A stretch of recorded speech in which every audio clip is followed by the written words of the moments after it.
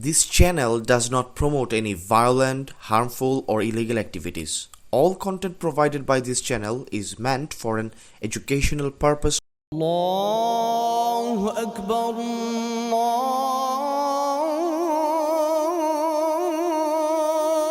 أكبر পবিত্র এই রমজানে ইফতারের সময় মাগরিবের আজান যখন কানে আসে, অনেকের হৃদয়ে তখন প্রশান্তির চেয়ে দুশ্চিন্তার ভাঁজটাই বেশি স্পষ্ট হয়ে ওঠে। দ্রব্যমূল্যের এই ঊর্ধ্বগতির বাজারে অনেক বাবা মা পারছেন না তার সন্তানের মুখে একটু পুষ্টিকর ইফতার তুলে দিতে।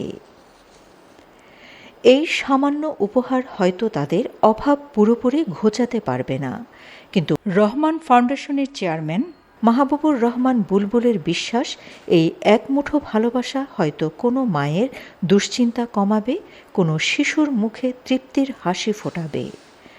2012 সাল থেকে মানবতার এই ফেরিওয়ালা আনোয়ারা উপজেলার ঝিওরি বারখাইন শিলাইগড়া এলাকার অসহায় গরিব মানুষের পাশে এসে দাঁড়িয়েছেন।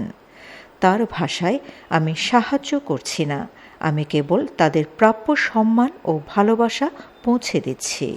2012 সাল থেকে আমি বিভিন্ন কাজ করে এসেছি। আমার এলাকার মধ্যে বেশ কয়েকটা আমি পুকুরের ঘাট নির্মাণ করেছি, রাস্তা নির্মাণ করেছি, আমার আব্বার নামে মাদ্রাসা করেছি।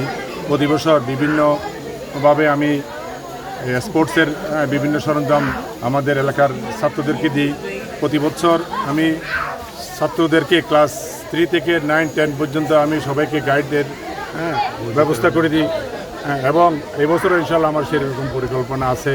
এবং আমার বাবার নামে রহমান ফাউন্ডেশনের পক্ষ থেকে আমি একটা মসজিদ নির্মাণ করতেছি।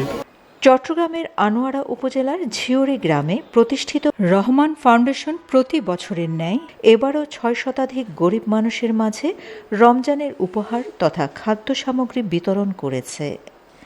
শুধু তাই নয়, যারা লাইনে দাঁড়িয়ে সাহায্য নিতে লজ্জাবোধ করেন, যারা চান না তাদের অভাবের কথা কেউ জানুক, তাদের জন্য রহমান ফাউন্ডেশন গোপনে তাদের ঘরে রমজানের উপহার পৌঁছে দিচ্ছে আর্তমানবতার ফেরিওয়ালা হয়ে। রহমান ফাউন্ডেশনের চেয়ারম্যান মাহবুবুর রহমান বুলবুল বিশ্বাস করেন, সম্মান রক্ষা করে সাহায্য পৌঁছে দেওয়াটাই হলো প্রকৃত ইবাদত। Shamima Chowdhury Shammi, BN News 24।